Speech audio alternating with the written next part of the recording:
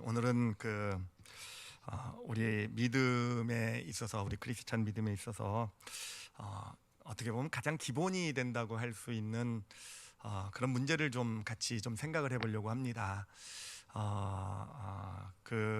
어떤 문제냐면요, 바로 이 원죄에 대해서 좀 생각을 해보려고 해요. 우리가 예수 믿고 구원받았다라는 얘기를 하는데, 여러분 예수 믿고 구원 받으셨는 줄 믿습니다.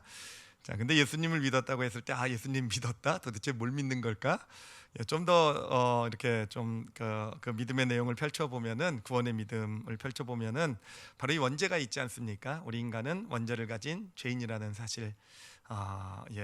바로 예수 그리스도의 십자가가 바로 그 죄를 피 흘리심으로써 죄를 용서하셨다라는 거, 바로 그것을 믿고 예수님을 그래서 내 구주로 받아들이는 것, 이게 구원의 믿음 아니겠습니까?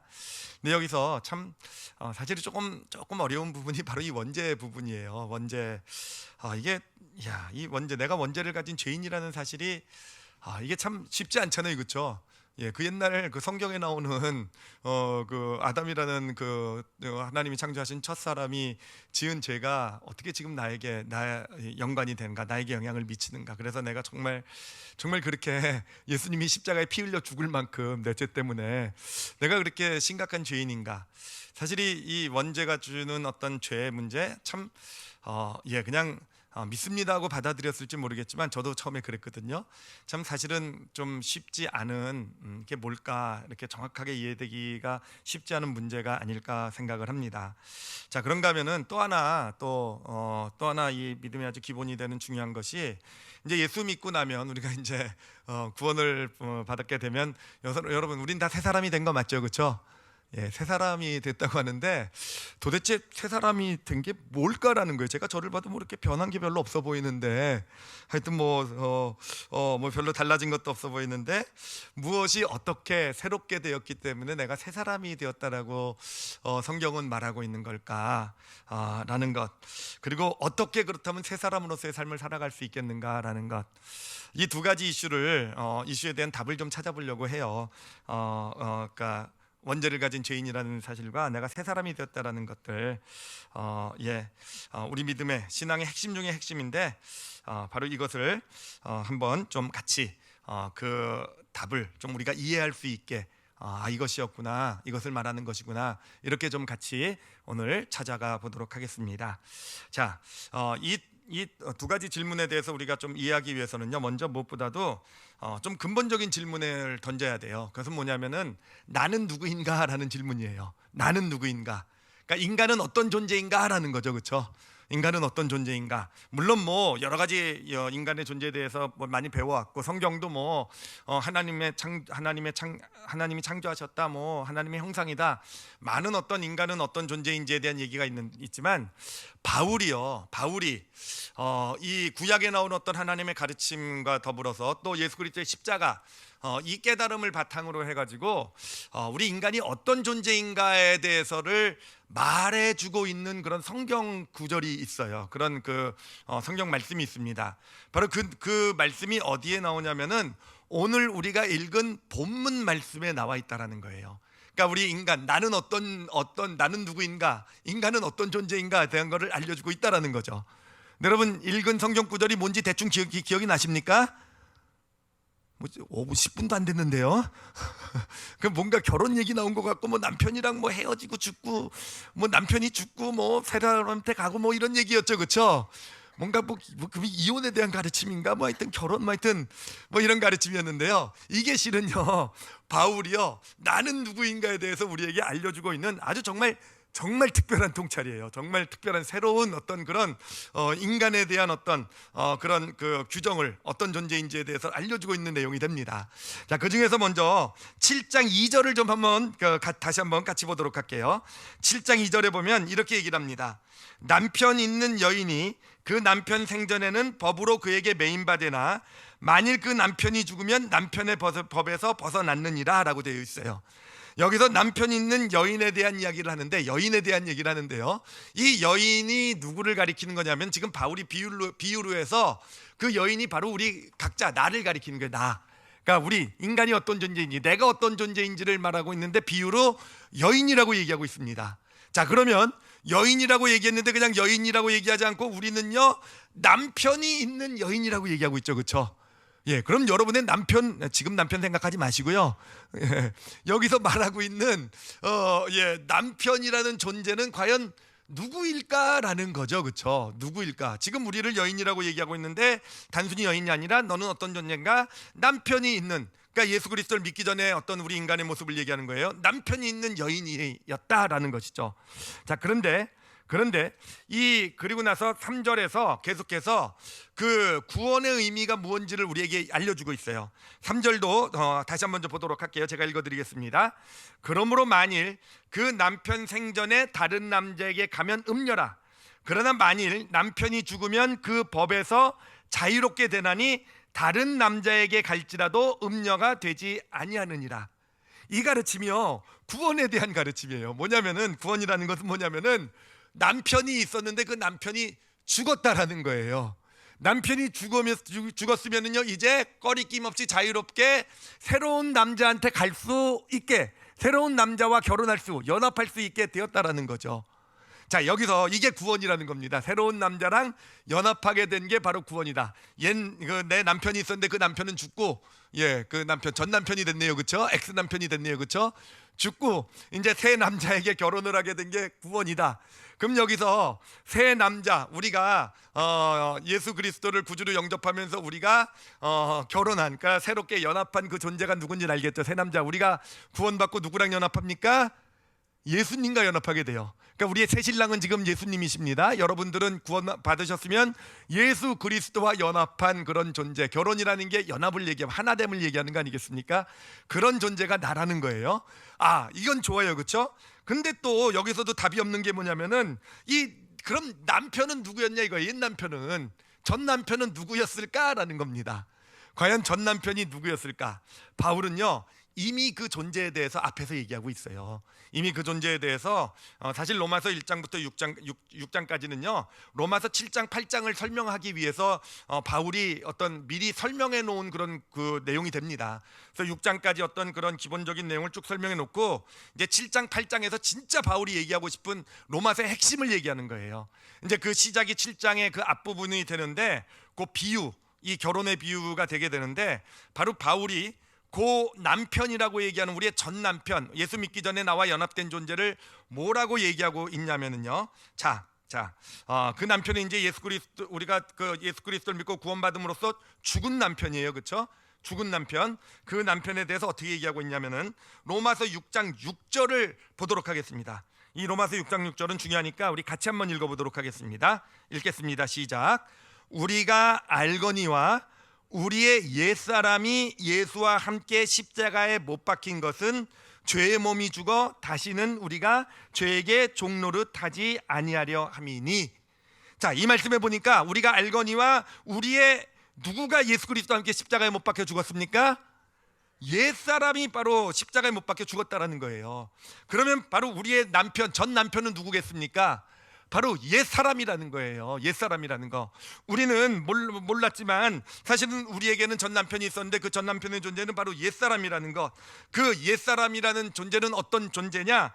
옛사람이라는 존재는요 그 로마서나 다른 성경에서 본 바울이 그 옛사람을 죄라고 표현을 해요. 죄라고 표현을 하기도 하고요, 때로는 육신이라고 표현을 하기도 합니다.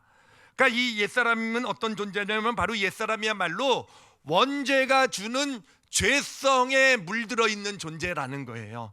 원죄가 주는 죄성에 오염되어 있는, 물들어 있는 존재가 옛사람인데, 그런데 바로 그 옛사람, 나는 어떤 존재였는가? 예수 그리스도 믿기 전에 나는요 그 옛사람과 결혼한 존재, 연합된 존재, 하나가 된 존재가 바로 나였다라는 것이죠. 그러니까 예수 그리스도를 믿기 전에 나는 나는 누구인가에 대한 답은요 이렇게 표현해 드릴 수 있어요. 공식을 한번 보여주시기 바랍니다. 나는 어떤 존재였는가? 나 혼자, 우리는 나 혼자 존재, 나라는 존재는 알고 있는데 우리에게는요 또 어떤 누구와 연합된 존재였다는 겁니까?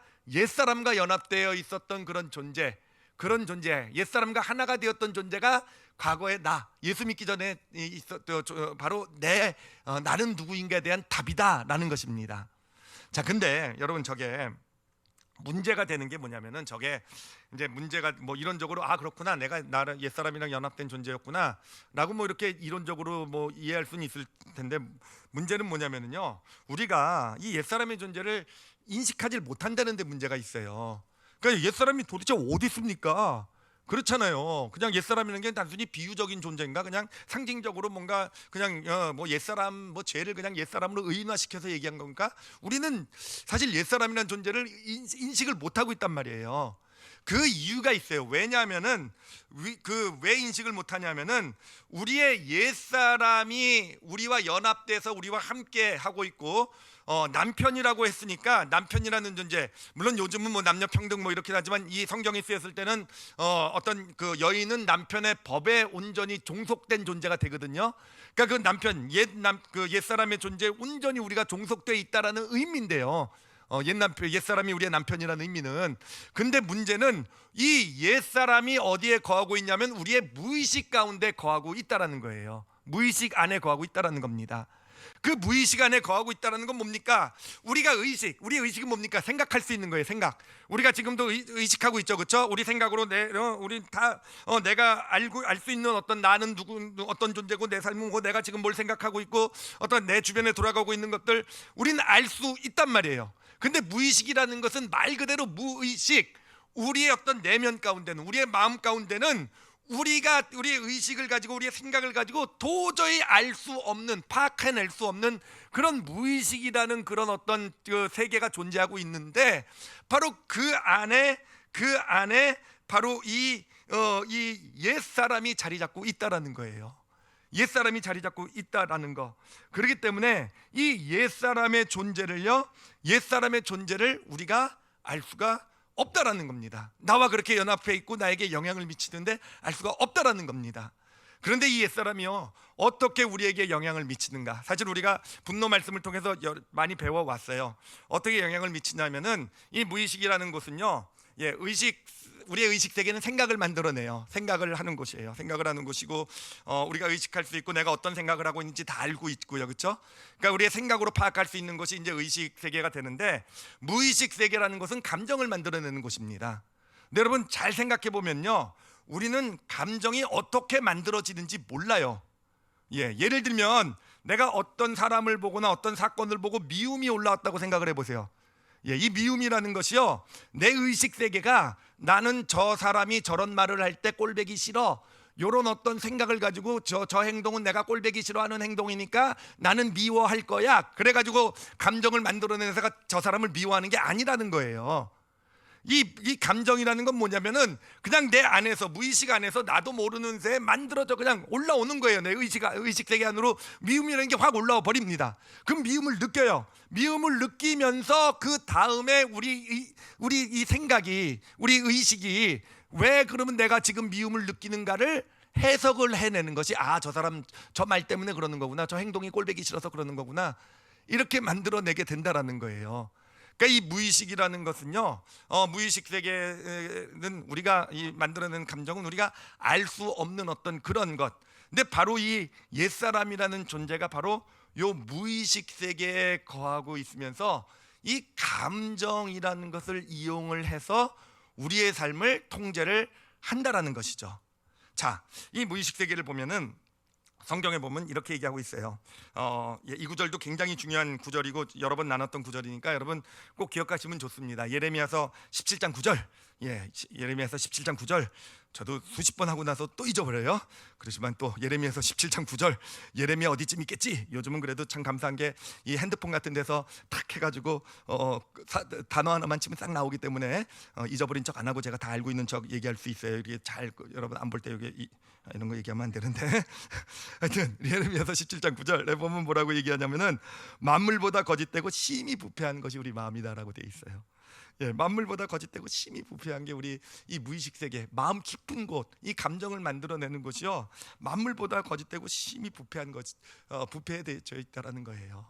물론 여러분, 우리가 처음부터 태어날 때부터 우리의 무의식 감정을 만들어내는 것이 그렇게 그 거짓되고 부패해 있는 것은 아닙니다.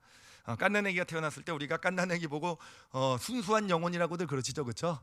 예, 그 아이들은요, 뭐 이렇게 특별한 거 없어요. 그냥 배고프면 울고, 엄마 아빠가 이렇게 자기랑 같이 있어주면 빵긋빵긋 웃고, 그렇잖아요. 어떻게 보면 참 순수한 어떤 그런 감정의 표현이 있는 그 아이들 아니겠습니까?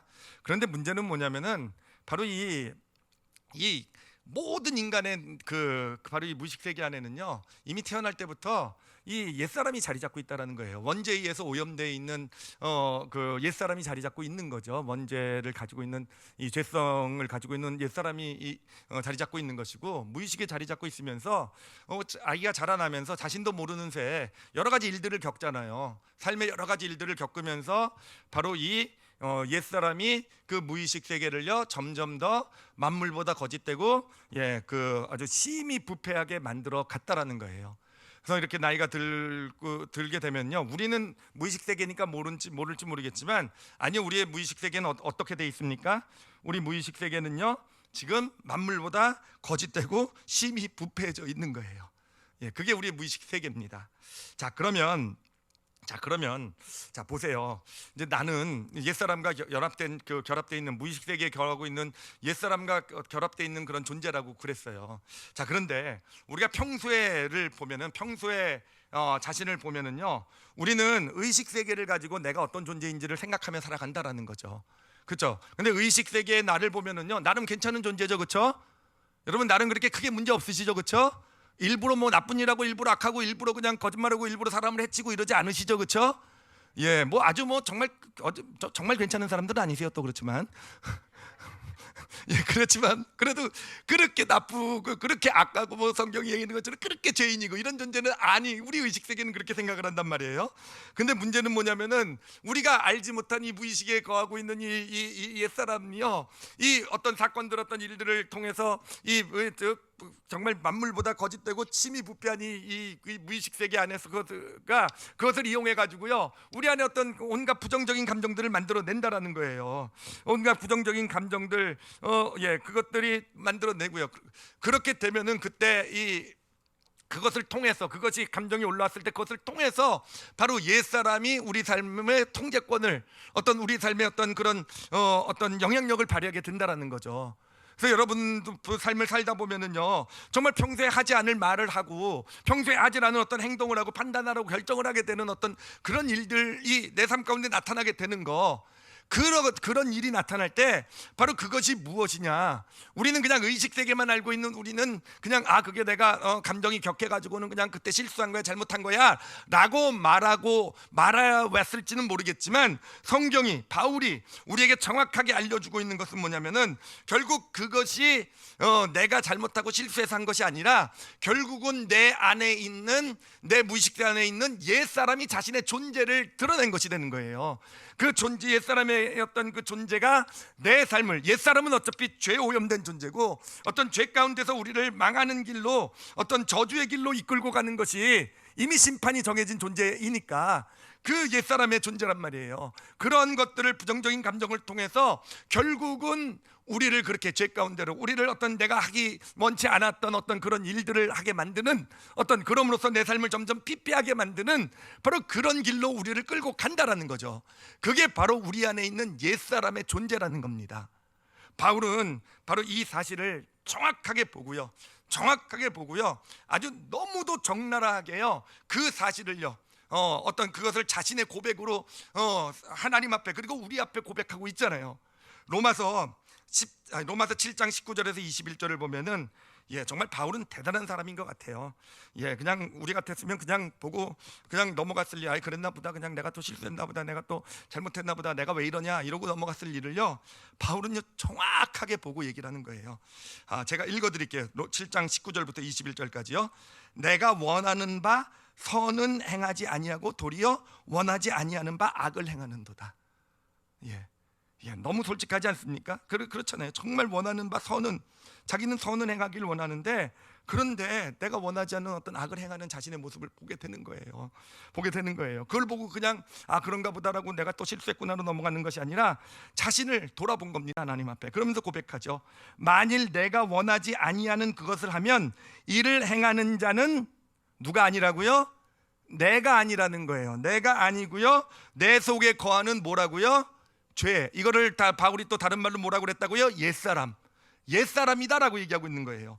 그러므로 내가 한 법을 깨달았노니 곧 선을 행하기 원하는 나에게 무엇이 가치 있다고요? 옛사람이 가치 있다라고 바울은 얘기하고 있는 겁니다. 자, 그러므로 지금 바울이 우리에게 얘기하고 있는 나는 누구인가, 나는 어떤 존재인가라고 얘기할 때 바울은 그냥 네가 알고 있는 의식세계가 알고 있는 네가 너의 전부가 아니다라는 거죠. 그냥 네가 너희들이 의식세계로 알고 있는 너라는 그 존재, 나는 이런 존재고 나는 이런 사람이고, 이게 진짜 너의 어떤 본 모습은 아니라는 거죠. 너희도 모르는 새 무의식 세계 안에 옛사람이 있고, 이 원죄를 가지고 있는 그 죄성을 가지고 있는 옛사람이 있고, 그 옛사람과 마치 결혼으로 연합되듯이, 결혼이 돼서 둘이 하나가 되듯이 온전히 하나로 엮여 있고, 근데 너희는 아내고 이 옛사람이 남편이라 그랬어요. 그래서 결국 남편의 법, 그렇죠? 남편의 법이 뭡니까? 우리를 죄와 사망으로 이끌고 가는 남편의 법에 결국은 너희도 모르는 새 지배받고 있는 존재가 바로 너라는, 바로 우리라는 인간이라는 존재의 모습이다 라고 성경이 우리에게 말해주고 있는 것입니다. 이제 아시겠죠, 그렇죠? 예수 믿기 전에 우리의 모습이에요. 남편이 있었어요. 아시겠죠? 그렇다고 또 남편에 가서 주고 내가 알고 보니까 당신 외에 또 남편이 있었어 이렇게 얘기하지 마시기 바랍니다. 그런 의미가 아니에요. 비유로 얘기한 거니까. 잘못하면 큰일 납니다. 그 목사님 와가지고 나한테 또 남편이 있었대 정말 하여튼 우려돼요. 이게 어떻게 이해하실지. 하여튼 그렇긴 그런데 뭘 감탄하세요. 그러시려고 그러시죠. 이제 봤더니 나한테 남편이 있었네 그러고. 근데 이 시간에 저희가 한번 좀 솔직하게 우리 자신을 좀 돌아봤으면 좋겠어요. 정말 여러분, 이 시간에 지금 나눴는데 우리나라는 존재에 대해서 바울이 얘기하고 있는 예수 믿기 전에 옛사람과 연합된 존재였던 나에 대해서 나눴는데 한번 이 가르침을 가지고 우리 자신을 좀 돌아봤으면 좋겠어요. 나는 과연 어떤 존재인가라는 거예요. 과연 어떤 존재일까요? 이제까지 사실 살아오면서 여러분 어떻게 생각했습니까? 그냥 괜찮은 존재, 그렇게 아까도 말씀드렸지만 큰 문제는 없는 어떤 그런 존재라고 생각해 왔지만, 여러분 한번 잘 돌아보세요. 정말 어떤 내 삶에서 정말 어려움이 있었을 때, 어떤 그런 어떤 한계 상황이죠. 어떤 한계 상황과 같은 어떤 그런 막다른 어떤 그런 상황 가운데 몰렸을 때, 어떤 그런 정말 아니면은 내가 좀 잘 이렇게 통제하지 못한 그런 감정들, 어떤 부정적인 감정들이 올라왔을 때, 그럴 때 어떤 그런 자신의 모습을 한번 이렇게 한번 이렇게 돌아볼 수 있잖아요, 그렇죠? 그렇게 되면은 정말 우리가 이 가르침 가운데서 볼 수 있을 것 같아요. 이게 지금 내 안에 있는 옛사람의 존재구나. 내가 뭔가 좀 그냥 단순히 내 안에 내면에 상처가 있고 어려움이 있고 아픔을 경험해서 내가 지금 이런 모습이 나오는 것이 아니라, 근원적으로는 바로 내 안에 그것이 바로 나를 그렇게 만드는 옛사람이 있구나라고 그렇게 볼 수 있지 않겠습니까? 자, 제가 이 오늘 말씀을 준비하면서 이 드라마가 하나 생각이 났어요. 드라마인데요. 아주 요즘 인기 있는 드라마입니다. 오징어 게임. 오징어 게임 여러분 이제는 많이 보신 것 같아요. 우리 일부 성도들도 거의 다 보셨더라고요. 많이 보셨는 줄 알고, 또 안 보신 분들도 오늘 설교 듣고 나서 꼭 보겠습니다 이렇게 그런 의도는 아니에요. 근데 이 오징어 게임을 보면은요, 이 오징어 게임 아마 대부분 다 보셨으니까 아시겠지만 하여튼 정말 엄청난 인기를 지금 누리고 있더라고요. 넷플릭스라는 데서 이렇게 공급하는 그 드라마인데, 넷플릭스가 들어가 있는 나라가 83개인가 4개래매요. 근데 그 83개인가 4개 나라에서 전체에서 다 1등을 했대요. 그게 넷플릭스 역사상 처음이라 그러더라고요. 하여튼 전 세계적으로 하여튼 사람들이 어마어마한 지금 그 반응을 보이고 있는 드라마가 오징어 게임 이라는 드라마가 되는 거죠. 자, 근데 제가 이 게임을 보면서 참 사실은 이게 제가 잠깐 스포일러를 좀 할게요. 좀 이렇게 할 테니까 혹시 안 보신 분 계시면 이러고 계세요. 이러고 귀 두들기고 듣지 말고 보신 분들만 뭐냐면은 이 드라마 다 아시죠, 그렇죠? 인생의 막다른 골목에 몰린, 정말 재정적으로 어떤 삶에 있어서 더 이상 어떻게 해볼 도리가 없는 정말 최악의 상황에 몰린, 어떤 극단적인 상황 가운데 몰린 사람들 456명. 제가 일부 예배 때 468명이라고 했다가 사람들이 수근수근거리고 끝나고 나서 목사님 또 틀렸어 450. 제가 그래서 정말 드라마 잘 보셨네 진짜. 드라마 그렇게 잘 보신 게 자랑이십니까? 이러다가 참았는데, 근데 456명이 이제 모여가지고 게임을 하는 건데, 게임 자체는 아주 간단한 게임이죠. 뭐 무궁화 꽃이 피었습니다라고 또 뭐 뽑기, 달고나라고 표현하는데 우리 땐 뽑기라고 그랬던 것 같아요. 그리고 뭐 구슬치기부터 뭐 하여튼 오징어 게임은 저에겐 참 아픈 추억이 있는 게임이기도 해요. 제가 중학교 때 친구랑 게임을 하다가 이렇게 넘어뜨리는 거잖아요. 근데 이렇게 하여튼 저는 그때 암행어사가 돼가지고 두 발로 뛰고, 그 친구는 우리 반에서 제일 덩치가 큰 애였는데 걔가 그런 저를 목을 딱 잡고 해가지고 뒤로 넘어갔어요. 그래가지고 이쪽 얼굴을 다 긁어버렸습니다. 그래서 아직도 여기 상처 있어요. 그래서 일주일 동안 병원에 있었어요. 그러니까 저한테는 아픈, 그래서 오징어 게임 보기 싫었어요. 그래가지고 아픈 추억이 있는, 하여튼 어렸을 때 많이 즐겼던 게임인데, 그 게임이 그거잖아요. 그 1인당 1억씩 상금이 걸려서 456명이면 456억을 놓고 하는 그런 게임. 진짜 돈이 456억이 보이니까 정말 그 어마어마하더라고요, 그렇죠? 그리고 나서는 이제 근데 게임에서 탈락하게 되면은 문제는요, 죽는 거잖아요, 그렇죠?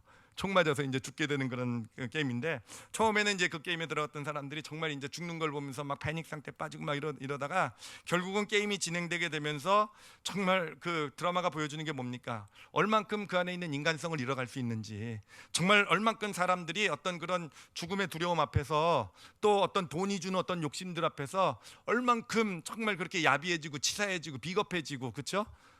어떤 평소라면 하지 못할 그런 일들도 서슴없이 행하게 되는, 어떤 누구를 죽이기까지 하는 어떤 그런 모습이 완전 무너지는, 결국은 그 주인공까지도 끝까지 안 무너지다가 구슬치기에서 무너지잖아요, 그렇죠? 그 할아버지, 치매 걸린 할아버지 속여가지고 구슬 따먹는, 이건 스포일러였어요. 뭐 모르셔도 돼요. 하여튼 그런 정말 모든 인간이 어떤 그런 정말 막다른 걸 뭐 최악의 상황에 가게 되면은 저렇게 다 망가질 수밖에 없다라는 게 바로 그 드라마의 내용 아니겠습니까?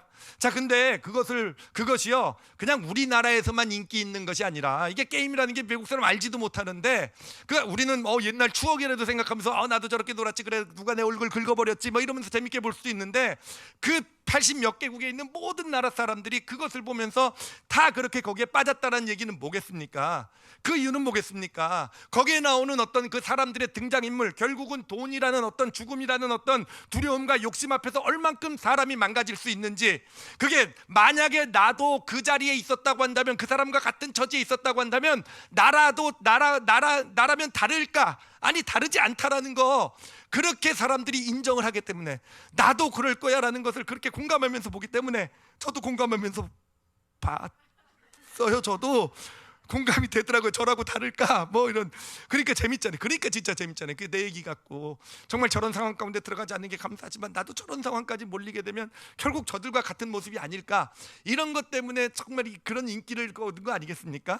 그런데 저는요 진짜 그 드라마를 보면서 정말 엄청난 은혜를 받았어요.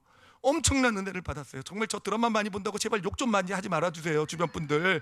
정말 엄청난 은혜를 받은 게 뭐냐면은, 그들은 어떤 그걸 하나의 인간성을 상실로 봤지만, 제가 그 드라마를 보면서 말씀을 묵상하면서 준비하면서 저게 바로 저들 가운데 정말 저 드라마가 뭘 보여주고 있는가, 저 극단적인 상황 가운데서 결국은 옛사람의 존재가 삶을 통제하게 되었을 때 얼만큼 그 사람이라는 존재가 무기력하게 그 옛사람 앞에 무너지고, 그렇게 정말 잔인하고 정말 죄인일 수밖에 없는, 정말 지극히 큰 죄인일 수밖에 없는 그런 존재로 전락하게 되는가.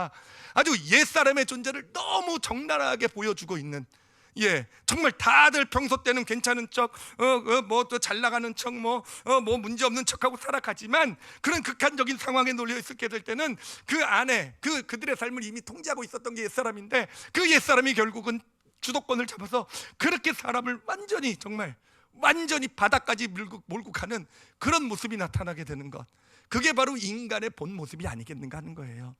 그래, 우리는 물론 그런 극한적인 상황까지는 가는 경우는 거의 없죠, 그렇죠? 물론 그런 경우를 한두 번 인생에서 경험할지 모르겠지만 거의 그래도 그런 상황까지는 가지 않을 거예요. 그렇기 때문에 어쩌면은 정말 내 안에 있는 옛사람이 그 드라마에서 보듯이 막 정말 그런 잔인하고 비겁하고 어떤 그런 죄악된 모습이 막 내 안에 이렇게 막 나타나진 않을지도 몰라요. 오히려 그런 모습이 나타나면 스스로 내가 죄인이구나 인정하기도 싫을지도 몰라요. 그렇지만 그런 정도까지는 우리는 몰리진 않은 경우가 대부분이잖아요. 그렇다고 해서 옛사람이 가만히 있겠습니까?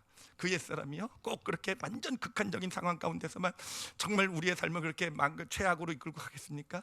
아니, 그렇지 않다라는 거예요. 그냥 평소의 삶을 살아가면서도 어떤 조그맣고 좀 작고 조금 어떤 어느 정도 그런 일들, 크고 작은 일들을 통해서, 어려움들, 문제들을 통해서요, 우리도 모르는 새에 내 안에 옛사람이요 교묘하게 내 삶을 조종하고 있는 거예요. 지금도 교묘하게 조종하고 있어서 어떨 때는 정말 큰 실수다 하고 큰 실패다 하고 있는 어떤 그런 아픔, 어려움, 그런 후회, 그런 걸로 이끌고 가기도 하지만, 어느 때는 그냥 나도 모르는 새 나와 워낙 얽혀져 있어서 마치 그게 내 모습인 것처럼 생각하면서 이기적인 모습이 나타나고, 어떤 그런 어떤 옛사람이 시키는 대로 어떤 살아가는 그런 모습들이 나도 의식하지 못하는 새에 내 삶을 어느샌가 점점 지배해 가게 되는 것, 이게 바로 인생의 모습이라는 거예요. 그래서 살아가다 보면은 그래요, 나중에 그 당시는 잘 모를지도 모르지만, 그 당시는 잘 모르고 그냥 넘어가고 그냥 이게 내 모습이겠구나 하고 넘어가는지 모르지만, 지나고 나서 보면 인생이라는 게 다 후회잖아요. 정말 내가 왜 나름 그래도 나는 옳게 산 것 같고, 내가 내가 어떤 그런 어떤 믿는 어떤 그런 삶의 모습으로 살아온 것 같은데, 지나고 나서 보면 다 내 삶이 이렇게 망가져 있고, 이렇게 힘들어 있고, 이렇게 어려움 가운데 있게 되고, 바로 이게 인생 아니겠습니까? 이게 삶의 모든 결론 아니겠습니까? 근데 그 이유가 뭐겠습니까? 그 이유가요, 이제 성경이 우리에게 알려준 거잖아요. 그게 바로 내 안에 있는 옛사람이 그렇게 만든 거라는 거. 나도 모르는 새, 정말 나도 모르는 새 내 안에 있는 옛사람 무의식에 거하면서 나와 완전히 연합돼서, 이제는 구분도 안 될 정도로 연합이 돼서 어느새 내 삶을 그렇게 조금씩 서서히 나도 모르는 새 그렇게 무너뜨리고 망가뜨려 온 것이 바로 옛사람의 존재가 바로 되는 것입니다. 그게 바로 우리가 옛사람의 통제 가운데 있다라는 거예요. 성경을 보면 바로 십자가야말로 우리 인간의 옛사람을 아주 그냥 완전 다 적나라하게 드러난 현장이 돼요. 보면은 여러분, 그 종교 지도자들 보세요. 바리새인들 보세요. 그들이 참 거룩하고 의로운 삶을 살잖아요. 그렇죠? 여러분, 거룩하고 의로운 삶을 사는 게 거짓이 아닐 거예요. 그들은 정말 진심으로 거룩한 삶을 살길 원하고 의로운 삶을 살길 원했을 거예요. 근데 문제는 뭡니까? 예수님이 나타나게 되고, 예수님이 나타나게 되면서 그들이 눌렸던 권력과 지위들, 어떤 풍요로움들을 다 지금 빼앗길 위기, 백성들의 존경 다 빼앗길 위기가, 그러니까 자기가 누리고 있었던 걸 다 잃어버릴 수 있는 그런 상황이 되니까 결국 어떻게 됩니까? 그들의 옛사람이 완전히 그들을 사로잡은 거잖아요. 그래서 예수 그리스도를 십자가에 못 박으면서도 자신들은 마치 의를 행하는 것처럼, 누가 봐도 저렇게 정말 죄악의 길을 걸어가면서도 그렇게 의를 행하는 것처럼, 그게 바로 그들의 옛사람의 모습이라는 거예요. 그래요. 백성들, 일반 백성들이요, 예수님이 그들에게 얼마나 많은 은혜를 베푸셨습니까? 치료를 베푸시고, 먹이시고, 가정을 세우시고, 삶을 다시 회복시켜 주시고, 정말 예수님에게 감동하고 감격했던 그들이지만, 정말 그 예수님, 와, 정말 대단하고 엄청난 존재인 줄 알았는데 십자가에 그냥 무기력하게 끌려가는, 정말 대단한 존재인 줄 알았던 사람이 정말 아무것도 아닌 저런 비참한 존재밖에 안 된다는 그 현실 앞에서, 그리고 또한 그 현실을 가지고 그들을 선동하는, 정말 그 선동이 뭡니까? 결국은 이 감정을 흔들어 놓는 거잖아요. 그 종교 지도자들의 선동 앞에서 예수 그리스도를 십자가에 못 박으라고 정말 미친 듯이 외치는 거. 여러분, 그게 그들 안에 있는 옛사람의 모습이에요. 옛사람이 드러난 겁니다. 그래요. 제자들은 어떻습니까? 3년을 예수님을 따라 다녔죠. 그렇죠? 그래요. 그래서 정말 예수님을 위해서 목숨까지 바칠, 저는 그것도 진짜라고 생각해요. 십자가의 길을 간다고 했을 때 베드로가 저는 목숨까지 바치겠습니다, 이건 진짜 나는 자기는 그렇게 생각했을 거예요. 그런데 그 예수님이요, 자기의 기대를 다 깨뜨리잖아요. 그렇죠? 예수님이 왕이 되고, 그렇죠, 왕이 되는 거, 정말 이 로마로부터 이 이스라엘을 독립시킬 때 나도 죽음으로 싸워서 결국 그 일에 함께해서 죽어도 좋고, 그리고 정말 예수님과 함께 이겨서 정말 이 하나님 어떤 이 이스라엘이 회복되는 걸 보리라. 그 자신의 모든 걸 그것을 꿈을 꾸면서 자신의 모든 것을 다 버리고 예수님을 따랐잖아요. 근데 그 기대가 다 깨지는 순간 어떻게 됩니까? 옛사람이 올라온 거예요. 아주 적나라하게 그 존재가 드러난 거죠. 그러면서 3번이나 예수님을 저주하고 부인할 수 있는 그런 모습이 나타나게 된 겁니다. 그래, 이 십자가를 보면서 예전에는 그렇게 생각했었어요. 나라면 저렇게까지는 안 됐을 거라는 생각을 늘 했어요. 물론 나라고 뭐 그냥 타협을 해서 나는 그냥 외면만 했을 거다, 그냥 그냥 모르는 척만 했겠지. 나는 종교 지도자들이나 뭐 백성들이나 제자들처럼까지 그렇게까지는 안 될 거야라고 예전엔 생각했는데, 사실 오늘 말씀을 보면서 결코 그렇게 큰 소리 칠 수 없는 존재가 바로 우리 아니겠습니까? 내가 만약에 내가 누리던 모든 것을 다 잃어버리게 된다고 한다면, 다 내가 정말 내 존재 모든 거라고 생각했는데 그걸 다 잃어버린다고 한다면, 우리가 종교 지도자들처럼 안 될 거, 그런 모습 안 될 것 같습니까? 정말 일반 백성들처럼 내가 그렇게 대단하고 정말 엄청난 사람이라고 생각했는데 정말 아무것도 아닌, 정말 비참한, 정말 아무것도 아닌 버러지 같은 존재밖에 되지 않았다는 사실을 알았을 때 여러분 어떻게 했습니까? 백성들처럼 안 될 것 같아요. 그래요. 모든 것을 다 버리고 소망을 걸고 이분에게 희망을 걸고 따랐는데, 이분은요, 내 희망이고 소망이고 다 관심도 없이 그냥 다 짓밟아 버리고요. 그래요. 그냥 자기가 죽는 길을 걸어간단 말이에요. 내 기대와 소망이, 내가 정말 모든 걸 다 버리고 인생을 다 투자했는데 그게 다 기대가 무산됐을 때 과연 어떨까라는 거죠. 그게 바로 우리 옛사람의 존재라는 거예요. 여러분, 그래, 우리가 그런 존재예요. 나는 그냥 괜찮은 존재, 나는 그냥 문제없는 존재라고 우리 의식 세계는요, 끊임없이 나에 대해서 그렇게 얘기하고 있을지 모르지만, 실제 나는 어떤 존재냐? 정말 나도 모르는, 그 존재를 인식하지 못하고 있는 옛사람과요, 정말 결혼, 연합, 하나가 된 존재. 그리고 나도 모르는 새에 의식이 무의식 가운데 있는 옛사람에 의해 지배받고 있는 그 법 아래 살아가고 있는 존재가 바로 나라는 거. 그러면서 어느샌가 조금씩 무너지느냐, 아니면 한꺼번에 왕창 무너지느냐, 오징어 게임처럼 왕창 그 존재가 드러나서 나를 완전 무너뜨리냐, 아니면 조금씩 교묘하게 무너져가는 게 차이가 있는 것뿐이지, 우리 인생은요, 예수 믿기 전에 우리 인생은 다 그런, 그게 바로 나라는 존재의 모습이 되는 것입니다. 자, 그렇다면 구원이라는 것은 무엇이겠습니까? 구원이라는 것은요, 아까 읽었던 로마서 6장 6절이에요. 다시 한번 읽도록 하겠습니다. 정말 중요한 구절이니까. 구원이라는 것은 우리 같이 읽겠습니다. 시작. 우리가 알거니와 우리의 옛사람이 예수와 함께 십자가에 못 박힌 것은 죄의 몸이 죽어 다시는 우리가 죄에게 종노릇 하지 아니하려 함이니. 우리의 옛사람이 예수와 함께 십자가에 못 박힌 것, 바로 그것을 우리가 아는 게 구원이에요. 그것을 인정하는 게 구원이에요. 그래요. 이 옛사람, 원죄를 가진 그 죄성으로 내 무의식 가운데 거하면서 나를 저주로 이끌고 가고 있었더니, 바로 옛사람이 예수 그리스도와 함께 십자가에 못 박혔다라는 것을요, 우리가 믿음의 눈으로 보고 아멘하고 믿습니다라고 그것을 인정하고 받아들이는 것이 바로 구원이라는 거예요. 그러면 어떤 일이 이루어지게 됩니까? 바로 그 다음 절 로마서 6장 8절에 이렇게 얘기를 해요. 이것도 같이 읽겠습니다. 시작.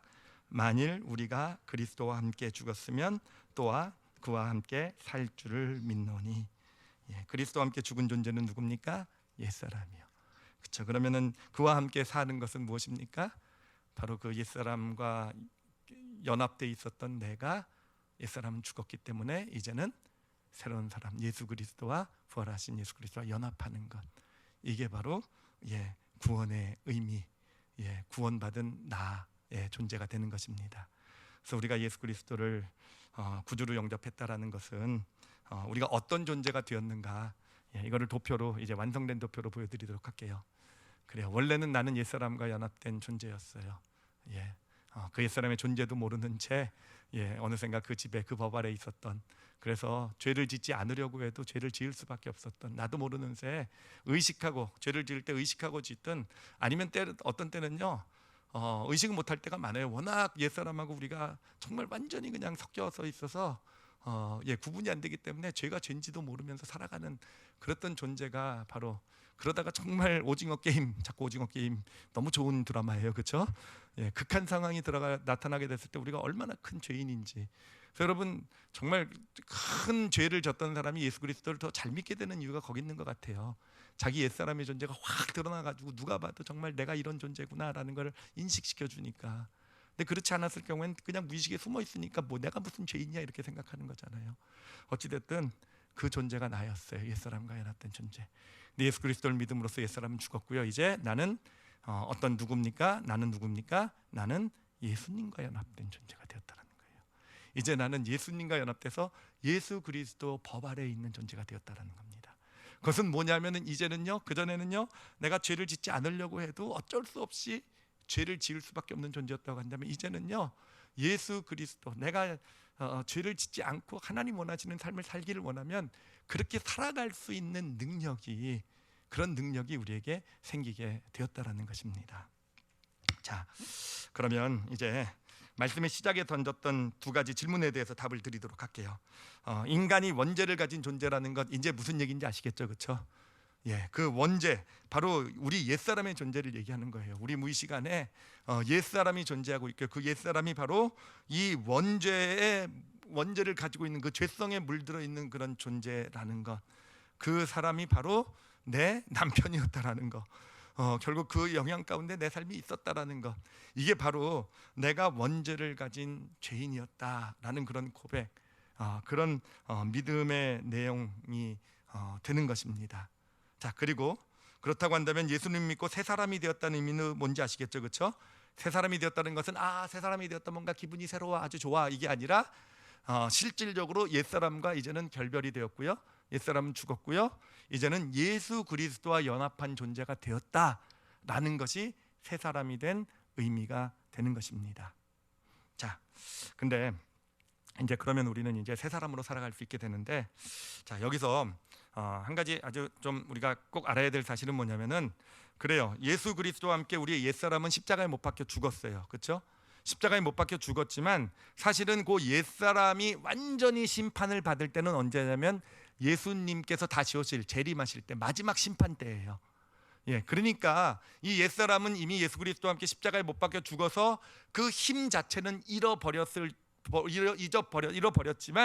그러나 아직 완전히 심판을 받지는 않고요, 여전히 우리의 무의식 가운데 거하고 있다라는 거예요. 무의식 가운데 거하고 있습니다. 그렇지만 이 무의식 가운데 거하고 있지만 아직 이제는 능력은 없어요. 진짜 어떤 정말 우리의 삶을 완전히 통제하고 우리를 어쩔 수 없이 끌고 갈 수 있는 그런 능력은 가지고 있지 못한, 이미 그 능력을 다 잃어버린 존재입니다. 그렇지만 여전히 우리는, 우리의 무의식 세계는 여전히 예수 그리스도를 믿어서도요, 여전히 만물보다 거짓되고 심히 부패되어 있어요. 우리가 못 봐서 그렇지 아직도 여전히 부패되어 있고 심히 만물보다 거짓되고 심히 부패되어 있기 때문에, 이제 아직도 여전히 이 옛사람은요, 우리의 어떤 그런 그 무의식 가운데서 올라오는 부정적인 감정들을 통해서 여전히 우리 삶에 영향을 미치려고 하는 거예요. 여전히. 그래서 우리가 예수 그리스도를 믿고 걸어간다고 하면서도 여전히 옛사람의 모습이 나타나는 것이고, 여전히 우리는 또 죄를 짓고 또 내가 하지 말아야 된다고 생각하는 일도 하게 되고, 어떤 그런 모습이 나타나게 된다라는 것입니다. 자, 그런데 그렇다고 한다면은 어떻게 해야 되겠습니까? 어떻게 해야 되는가? 이 옛사람은요, 우리가 그 옛사람의 존재를 딱 인식하면은요, 힘을 잃어버린다라는 거예요. 이미 죽은 존재이기 때문에 자신의 존재를 감추고 몰래 우리를 속이는 수밖에 없어요. 그런데 우리가 딱 분별해내면, 지금 내가 이런 말을 하고 있고, 내가 이런 감정 가운데서 이런 행동을 하고 이런 결정 판단하는 게 이게 내가 하는 것이 아니라 옛사람이 하는 것이다 라고 딱 분별해내면은요, 옛사람이 하는 것, 그러면 옛사람은요 힘을 잃는다는 거예요. 힘을 잃는다는 것이고, 그렇게 분별해내고 그 다음에 우리가 할 수 있는 게 뭡니까? 선택이라는 거죠. 선택. 그렇죠? 누구를 선택하면 됩니까? 예수님을 선택하면 되는 거예요. 예수님을 선택하게 되면 우리는 예수님이 원하시는 삶을 살아낼 수 있는 그런 믿음의 능력이 우리 가운데 생기게 되는 것입니다. 여러분, 근데 그게 정말 쉬운 길은 아니에요. 쉬운 길은 아니에요. 제가 예수님을 묵상하면서 이 예수님이란 분이야말로 정말 참 인간이시구나라는 것을 깨닫게 되었어요. 참 인간이시라는 건 뭡니까? 그 안에 옛사람의 영향이 전혀 없는, 진짜 온전한 한 하나님께서 창조하신 한 인간의 본 모습이 무엇인지를 보여주는, 그래서 옛사람의 영향을 전혀 받지 않는 그런 삶의 선택과 결정, 그런 말과 행동을 하시면서 그 공생의 십자가 길을 걸어가신 분이 바로 예수님이라는 거죠. 그런데 그 예수님의 삶을 주변에 있는 사람들이 봤을 때 어떻습니까? 심지어 제자들까지 봤을 때도 예수님 볼 때 참 어리석어 보이기도 하잖아요, 그렇죠?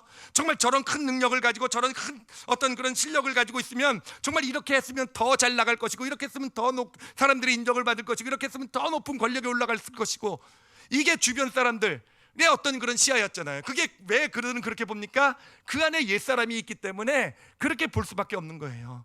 바로 우리가 이 믿음의 길을 걸어가면서 예수님을 선택하는 길이요, 쉽지 않은 이유가 거기 있어요. 십자 예수님의 선택하는 길을 걸어가면요, 여전히 옛사람, 우리 안에 영향을 미치고 있는 옛사람은요, 그것을 어리석은 길이라고 손가락질할 거예요. 왜 그렇게 살아갔냐고 얘기할지도 모르겠어요. 그 바보 같은 길이라고 사람들이 예수님께 했던 말이 바로 그 길이에요. 그렇지만 우리가 그 길을 선택해 갈 수 있게 될 때, 그래요, 옛사람을 딱 분별해내고 두 글자 기억하시면 돼요. 분별. 나라는 존재는요, 그래, 예전에는 옛사람에게 매여 있었고 이제 지금은 예수 그리스도와 연합한 존재지만 결국은 그 내가 의지를 가지고 결정할 수가 있어요. 그렇기 때문에 지금 이제 우리는 정말 어떤 그런 이제 이 땅의 믿음의 길을 걸어갈 때요, 두 가지 단어, 분별과 선택이에요. 옛사람이 하는 것이구나, 이건 옛사람의 거야 라고 딱 분별해낼 수 있을 때, 그래, 이것은 그리고 나선 예수 그리스도를 선택해 나갈 수 있게 될 때, 비록 그것이 늘 좁은 길이지요. 늘 어떻게 보면 참 어리석은 길처럼 보일 수도 있고 약한 길처럼 보일 수도 있어요. 그렇지만 우리는 선택할 수 있을 줄 믿습니다. 그렇게 살아가게 될 때 어느샌가 점점 진짜 복되고 아름다운, 정말 하나님께서 예비하신 참된 축복, 정말 놀라운 그런 하나님이 주신 그런 은혜의 삶을 살아가게 되는 바로 저희가 되어져 갈 줄 믿습니다. 제가 얼마 전부터 책을 하나 읽고 있는데 아주 두꺼운 책이고요. 독일의 어떤 그 인류학자가 쓴 책이에요. 독일 인류학자가 쓴 책이고, 이 사람은 전혀 크리스찬이 아닙니다. 근데 정말 하여튼 뭐 엄청 두꺼운 책이에요. 그래서 참 이게 누가 전을 줬는데 참 읽어보다가 이런 두꺼운 책 싫거든요. 또 이렇게 또 철학적이고 그러고 너무 어렵잖아요, 그렇죠? 그래서 이게 안 읽으려다가 제가 그 첫 앞에를 보고요, 이 책은 꼭 끝까지 읽어야 되겠다라는 마음을 준 그런 내용이 있었어요. 그 내용이 뭐였냐면은, 아까도 말씀드린 것처럼 이 사람이요 전혀 크리스찬 아니에요. 물론 기독교에 대한 걸 지식적으로 좀은 알고 있더라고요. 근데 다른 종교들만큼 정도 중에 하나 정도밖에 모르는 사람이에요. 근데 이 사람이 이 학자가 뭐라고 얘기했냐면은, 인간이요 인간으로서 할 수 있는 가장 위대한 발견이 있대요. 정말 가장 위대한 발견. 그 발견이 뭐라고 얘기하고 있냐면은 바로 인간 안에 죄로 물든 존재가 있다라는 것을 발견하는 거래요. 이게 정말 이게 무슨 설교책이나 뭐 이런 기독교 책에서 나왔으면 좋은 책이 될 텐데, 이 정말 인류학자가요 온갖 종교를 다 연구하면서 이 어떤 인류 가운데 존재했던 어떤 성인들을 연구하면서 가장 인간이 할 수 있는 위대한 발견은요, 자신 안에 정말 완전히 죄로 물든 그런 존재가 있는 것을 발견하는 것이다라고 얘기를 하더라고요. 이걸 보면서 정말 놀랍기도 하면서 정말 감사했던 게, 여러분 성경 안에는요 이미 그 얘기가 2000년 전에 쓰여져 있잖아요. 다 우리에게 인간 안에 있는 어떤 그런 정말 온전히 죄로 물든 존재, 무의식 가운데 있는 옛사람의 얘기를 이미 2000년 전에 하고 있고요. 그 존재에 대한 것만 얘기하는 것이 아니라 그 문제를 어떻게 해결하셨는지 하나님께서 바로 그 해결까지도 제시해 주고 있는 책이 바로 이 책 아니겠습니까? 제가 이렇게 말씀드리면 그 책 제목이 뭐예요? 그리고 다들 물어보시는데 알려드리도록 할게요. 근데 아마 보시고 나서 열어보시면 후회하실 거예요. 너무 어렵거든요. 제가 잘 읽어가지고 잘 설명해 드릴게요. 아시겠죠? 여러분 고마워하시면 돼요. 제가 이렇게 자랑하는 거는요 또 제 옛사람이 올라오는 겁니다 지금. 1부 예배 때 했던 조크인데 2부 예배 또 통해서 한번 또 해봤어요. 하여튼 정말 우리가 믿음의 길을, 하여튼 인간으로서 하나님의 사람으로 살아가는, 저도 동의해요. 근데 이 책에 나오는 이분의 말씀이에요. 정말 가장 위대한 우리 크리스찬의 발견은요 내 안에 옛사람이 있다라는 거예요. 그걸 인식하는 거. 여러분 그게 정말 가장 정말 새로운 삶, 축복된 삶, 정말 하나님이 펼쳐놓으신 정말 놀라운 삶을 향해 나가는 기반이고요, 시작이 돼요. 내 안에 옛사람이 있다라는 거. 여러분 잘 스스로를 돌아보시고요, 그리고 정말 분별해내시고, 그리고 그때마다 예수 그리스도를 택하실 줄 아시는, 그렇게 정말 하나님이 원하시는 축복의 길을 잘 걸어가시는 저와 여러분이 되시기를 예수님의 이름으로 축원합니다. 기도하시겠습니다.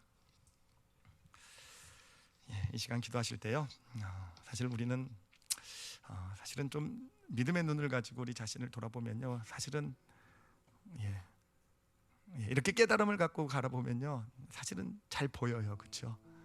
과거에 있었던 어떤 힘들었고 아팠던 이건 정말 후회됐던 내가 그때 왜 그런 일을 했을까, 이런 일들이요 한번 이런 일들을 잘 이렇게 지금 보면요, 이제는 알 수 있어요. 아, 그것이 내가 아니라, 나는 그렇게 살기를 원치 않았는데 내가 내 안에 있는 옛사람에게 결국은 그 영향력 하에 살았던 그런 내 모습이 바로 그것이구나라는 거예요. 예. 그래요. 좀 잘 봤으면 좋겠어요. 아, 옛사람이 진짜 있구나 내 안에. 무의식에 있기 때문에 내가 이렇게 내 생각, 내 논리 가지고는 발견할 수 없지만, 예, 이 시간이 그런 시간이 될 수 있었으면 좋겠어요. 정말 하나님 앞에요, 제 안에 정말 그 원죄의 죄성으로 물들어 있는 옛사람이 존재하는군요. 하나님 알려주셔서 감사합니다 라고, 예, 그렇게 하나님 앞에 좀 인정하고 고백해 드렸으면 좋겠어요. 그리고 이제 믿음의 길을 걸어가게 되는데, 저에게 믿음을 주셔서 정말 그 옛사람의 존재를 잘 분별해낼 수 있도록, 자신의 개인의 삶뿐만 아니라 가정의 삶에서도, 관계에서도, 일터에서도, 신앙생활에서도요, 그래요, 이 옛사람을 정말 잘 분별해낼 수 있는 그런 믿음의 시야를 허락해 주시옵소서. 쉽지 않아요. 왜냐하면 감정과 함께 이 옛사람이 작동하기 때문에, 예, 감정에 우리가 한번 휘둘리게 되면은요, 우리 이성은요, 감정에 그냥 완전히 종이 돼 버려요. 예, 감정의 종이 되어서 그냥 감정이 시키는 대로 움직이는 게 우리 이성입니다. 그렇기 때문에 정말 믿음으로 잘 싸워야 돼요. 이 감정이 올라올 때 정말 내 의식이 내가 지지 않고 거기에 넘어가지 않고 정말 잘 분별해내서, 옛사람을 잘 분별해내서 좀 멈춰 세울 수 있는 그런 믿음으로 내가 무장되게 해달라고. 그리고 무엇보다도 예수님을 택할 줄 아는, 그래요, 우리는 예수님을 택해야, 정말 예수님의 그 법이 우리 시장에 작동해야 진짜 올바른 길을 분별해내고 걸어갈 수 있게 돼요. 진짜 축복의 길을요. 세상은 모르는 예수 그리스도께 나를 맡길 수 있는 그런 삶이 되게 하여 주시옵소서. 그래서 진짜 하나님의 사람으로 내가 새 사람으로서 이 땅을 살아가는 그런 존재가 되게 하시옵소서. 우리 다 같이 오늘 말씀을 놓고요, 자신을 위해서 우리 잠시 함께 통성으로 기도하시겠습니다.